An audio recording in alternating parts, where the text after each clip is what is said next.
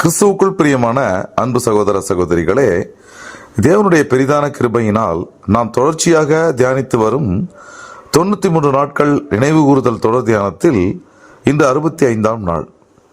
இன்றைய நம் தியானத்தின் தலைப்பு அவர் வருமளவும் இதோ மணவாளன் மற்றும் நவமான பாத்திரம். அன்பான சகோதர சகோதரிகளே, 1 கொரிந்தியர் 11ஆம் அதிகாரம் 2ஆம் வசனத்தில் அப்போஸ்தலர் பவுல், நீங்கள் இந்த அப்பத்தை புசித்து இந்த பாத்திரத்தில் பானம் பண்ணும் போதெல்லாம் கர்த்தர் வருமளவும் அவருடைய மரணத்தை தெரிவிக்கிறீர்கள் என குறிப்பிட்டுள்ளார். இதன் மூலம் கர்த்தர் இயேசுவின் நினைவு கூறுதல் அனுசரிப்பு என்பது கர்த்தருடைய 2ஆம் வருகை மற்றும் சுவிசேஷ யுக அறுவடையின் முடிவு வரை தொடர்கிறது என்பதை நாம் அறிகிறோம்.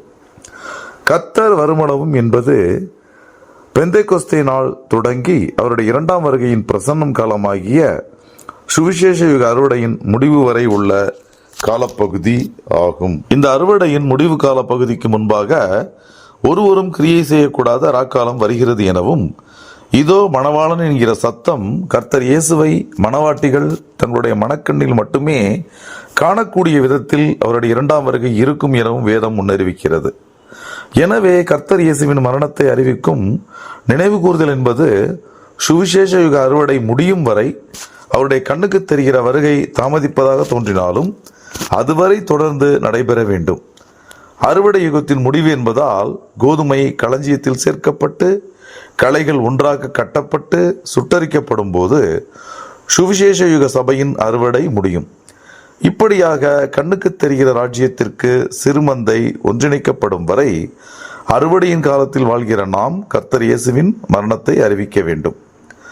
கர்த்தர் இயேசுவின் பிரசன்னம், அதாவது பெருஷியா என்பது அவருடைய கண்ணுக்கு தெரியாத 2ஆம் வருகை.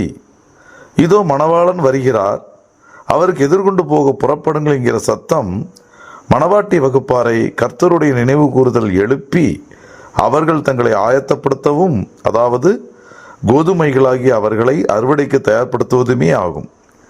நியாயப்பிரமாண காலத்தில் ஏற்படுத்தப்பட்ட இந்த நினைவு கூறுதல் பாத்திரம் ஆட்டுக்குட்டியானவர் தன்னுடைய கல்யாண விருந்தில் புதிய நவமான பாத்திரமாக மாறும் வரை அனுசரிக்கப்பட வேண்டும். வருகிற நினைவு கூறுதலில் கர்த்தர் வருமளவும் என்கிற வார்த்தை கோதுமை களஞ்சியத்தில் சேர்க்கப்பட வேண்டிய அவசரத்தை, அதாவது அறுவடையோ மிகுதி ஆட்கள் குறைவு என்பதன் மூலமும் விரைவில் கதவு மூடப்படும் என்பதன் மூலமும் முன்னறிவிக்கிறது.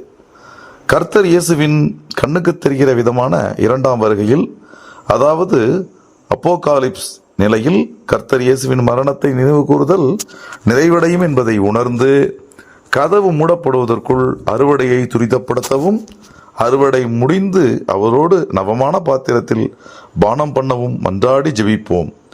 நாம் கேட்ட இந்த சத்தியத்தை நம்முடைய இருதய பலகையில் எழுதி கொள்வோமாக. தேவ கிருபையும் இரக்கமும் தொடர்ந்து ஒவ்வொரு நாளும் நம்மை வழிநடத்துவதாக. அன்பு சகோதர சகோதரிகளே, நமது 93 நாட்கள் தொடர் தியானத்தில் நாளைய நமது தியானத்தின் தலைப்பு வாரந்தோறும் ஆத்மம் பிற்பதும் நினைவு கூறுதலும். இதற்கான ஆழமான சத்திய விளக்கத்தோடு நாளை நாம் சந்திப்போம். கிறிஸ்துவுக்குள் பிரியமான சகோதர சகோதரிகளே, இதுபோன்ற அநேகம் ஆழமான சத்தியங்களை முழுமையாக பார்க்க நமது சத்திய கருவூலம் யூடியூப் சேனலை சப்ஸ்கிரைப் செய்து பயன்பெறுங்கள்.